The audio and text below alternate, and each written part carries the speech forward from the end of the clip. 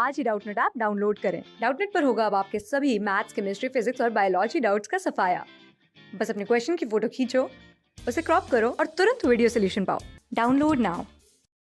इस क्वेश्चन में हमें गिवन है कि हमारे पास एक एलिमेंट है x जो कि येलो सॉलिड होता है रूम टेम्परेचर पे, कैटिनेशन शो करता है और एलोट्रोपी शो करता है। कैटिनेशन का मतलब होता है कि वो एलिमेंट जो खुद से ही बॉन्ड बना लेते हैं, ठीक है। जैसे कि x एलिमेंट है आपका, ये क्या करेगा, इस टाइप से खुद से ही जो बॉन्ड बना लेते हैं, तो इस टाइप के एलिमेंट्स को बोलते हैं कि उनकी कैटिनेशन पावर है, क्योंकि खुद से एक बॉन्ड बना सकते हैं, दो बॉन्ड बना सकते हैं, बट इसमें एक चेन बन जाती है, मतलब खुद से ही बाइंड कर करके। तो इस प्रॉपर्टी को हम बोलते हैं कैटिनेशन प्रॉपर्टी। नेक्स्ट बोल रहा है एलोट्रोपी। एलोट्रोपी का मतलब है जैसे हमारे एलोट्रॉप्स होते हैं, ठीक है। तो मतलब एक ही एलिमेंट डिफरेंट डिफरेंट फॉर्म्स में प्रेजेंट होता है। जैसे कि आपका कार्बन होता है, उसके एलोट्रॉप्स, डायमंड क्या है, एक उसका एलोट्रॉप है। ग्रेफाइट क्या है, उसका एक एलोट्रॉप है। देन हम एक और चीज पढ़ते हैं, बकमिस्टर फुलरीन जो है, फुलरीन जो पढ़ते हैं वो भी उसका एक एलोट्रॉप होता है। इसी टाइप से फॉस्फोरस है, उसका white phosphorus, red phosphorus, yellow phosphorus, ये सब क्या है, एक एलिमेंट है, बट उसके स्ट्रक्चर्स डिफरेंट हैं, उस वजह से वो बिल्कुल डिफरेंट डिफरेंट प्रॉपर्टीज शो कर देता है। तो इस टाइप के कंपाउंड्स भी बनाता है। ओके, देन एक और इन्फॉर्मेशन गिवन है इसके बारे में, कह रहे हैं कि जो आपका एक्स है ये दो ऑक्साइड्स बनाता है। अब अगर ये दो ऑक्साइड बना रहा है तो मतलब कि उस एलिमेंट की जो वैलेंसी है वो क्या है, वेरियस वैलेंसी है, एक से ज़्यादा टाइप की वैलेंसी शो कर सकता है। ओके, और बोल रहा है कि जो उसका जब थर्मल डिकम्पोजिशन, फेरस सल्फेट का जब आप थर्मल डिकम्पोजिशन करते हो तो आपको वो ऑक्साइड्स मिलते हैं। अगर अब यहाँ से आपको अगर डायरेक्ट समझ में आ रहा है तो ठीक है, अदरवाइज अगर हम फेरस सल्फेट का डिकम्पोजिशन करें तो हमें क्या ऑब्टेन होता है। तो देखिए, फेरस सल्फेट होता है आपका FeSO4। FeSO4 का थर्मल डिकम्पोजिशन का मतलब है आप इसको हीट करने पे ये कौन से दूसरे कंपाउंड्स में ब्रेक हो रहा है। तो एक तो यहाँ पे बनता है इसका ऑक्साइड जो कि होता है आपका Fe2O3, ठीक है, ये आपका फेरिक ऑक्साइड बन गया यहाँ पे। नेक्स्ट यहाँ पे जो एलिमेंट्स बनते हैं आपके, उसमें एक बनता है आपका SO2 और एक बनेगा आपका SO3, ठीक है। तो यहाँ से देखिए आपको क्लियरली समझ में आ रहा है कि जो आपका एलिमेंट है वो क्या है, सल्फर है। जिस एक्स एलिमेंट की यहाँ पे बात कर रहे हैं वो एक्स एलिमेंट आपका क्या, सल्फर। तो पहला क्वेश्चन ही हमारा ये था कि आपको आइडेंटिफाई करना है एलिमेंट एक्स को, तो ये हमने आइडेंटिफाई कर लिया, एक्स क्या है आपका, सल्फर। नेक्स्ट क्वेश्चन बोल रहा है कि आपको उसकी इलेक्ट्रॉनिक कॉन्फ़िगरेशन लिखनी है। इलेक्ट्रॉनिक कॉन्फ़िगरेशन के लिए आपको सल्फर का एटॉमिक नंबर पता होना चाहिए। तो सल्फर का एटॉमिक नंबर होता है 16। 16 एटॉमिक नंबर के लिए इलेक्ट्रॉनिक कॉन्फ़िगरेशन क्या लिखी जाएगी, सबसे पहले जो आपकी के शेल है, राइट, के शेल में आप क्या लिखेंगे, सबसे पहले आपको के शेल में लिखना पड़ेगा 2। ओके, तो यहाँ पे आपका लिखेंगे 2, देन आएगा आपका 8, तभी कितने हुए, 10 इलेक्ट्रॉन्स तो फिल हो चुके। तो नेक्स्ट जो शेल है आपकी उसमें आ जाएंगे आपका एम शेल में आएंगे 6 इलेक्ट्रॉन्स। ये हो गई इसकी इलेक्ट्रॉनिक कॉन्फ़िगरेशन। नेक्स्ट क्वेश्चन में कह रहे हैं कि आपको क्या करना है, इसकी बैलेंस्ड केमिकल इक्वेशन लिखनी है, ठीक है। अभी क्या लिखोगे, एक बैलेंस्ड केमिकल इक्वेशन, वो भी किस चीज के लिए, जब आपका फेरस सल्फेट के क्रिस्टल की थर्मल डिकम्पोजिशन हो रही है। तो रिएक्शन तो आपकी यही है, बट इसको प्रॉपर वे में लिखते हैं अभी हम इस रिएक्शन को। ये है आपका FeSO4 जो कि है आपका फेरस सल्फेट, ठीक है। हमने इसको क्या किया, हीट किया।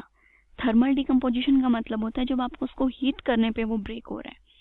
तो ये सबसे पहले आपका बनता है एक ऑक्साइड जिसको हम बोलते हैं फेरिक ऑक्साइड, प्लस SO2 जिसको बोलते हैं सल्फर डाइऑक्साइड,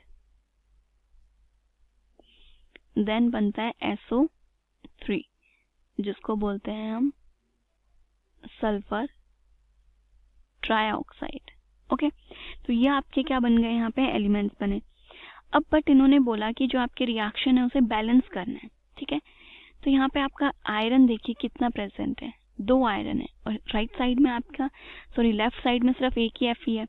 तो यहाँ पे आपने क्या किया, इसको 2 से मल्टीप्लाई कर दिया Fe। अब देखिए यहाँ पे आपके पास Fe कितने हैं, अभी अगर हम यहाँ पे सारे एलिमेंट्स देखें कि कौन कितना प्रेजेंट है, Fe है 2, सल्फर कितना है आपका सल्फर यहाँ पे कुछ भी नहीं है, सामने है तो सल्फर भी 2। ऑक्सीजन की बात करें तो देखिए 4 ऑक्सीजन ये है और उसका डबल करना है आपको, तो टोटल 8 ऑक्सीजन है। राइट साइड में देखते हैं कि बैलेंस्ड है या फिर वहाँ पे कुछ कम है, ठीक है। तो सबसे पहले हम बात करेंगे यहाँ पे कि आपका Fe कितना है। तो Fe सिर्फ इसी मॉलिक्यूल में है, बाकी किसी में भी आयरन प्रेजेंट नहीं है, तो Fe तो है आपके 2। सल्फर की बात करें तो इसमें सल्फर नहीं है, यहाँ पे भी एक सल्फर है और यहाँ पर भी एक सल्फर है, तो टोटल 2 सल्फर हो गए। ऑक्सीजन की बात करें तो Fe2O3 यहाँ पे 3 ऑक्सीजन है, प्लस SO2 में 2 ऑक्सीजन है, देन अगेन SO3 में 3 ऑक्सीजन है, तो टोटल कितनी हो गई 8 ऑक्सीजन। मतलब दोनों लेफ्ट और राइट साइड में जो हमारे एलिमेंट्स प्रेजेंट हैं वो सारे क्या है इक्वल, तो मतलब कि हमारी रिएक्शन कैसी हो गई, बैलेंस्ड रिएक्शन हो गई। ओके, अब नेक्स्ट हमसे पूछा है कि what would be the nature of oxides.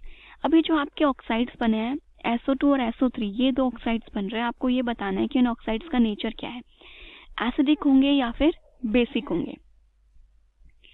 अब जो आपका सल्फर एलिमेंट है इसके वैलेंस इलेक्ट्रॉन कितने हैं 6।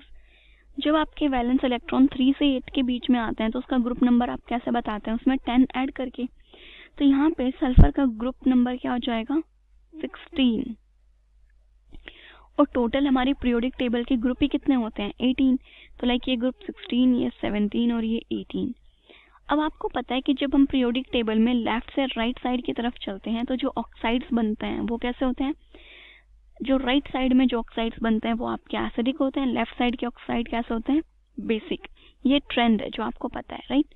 तो ये सल्फर आपका जो ग्रुप 16 है ये किस तरफ आ रहा है, राइट साइड में आ रहा है। तो ये दोनों जो आपके ऑक्साइड्स हैं SO2 और SO3 ये क्या बनेंगे आपके एसिडिक ऑक्साइड्स होंगे, ठीक है। क्योंकि आपका सल्फर वैसे भी नॉन मेटल है, नॉन मेटल के ऑक्साइड्स कैसे बनते हैं एसिडिक।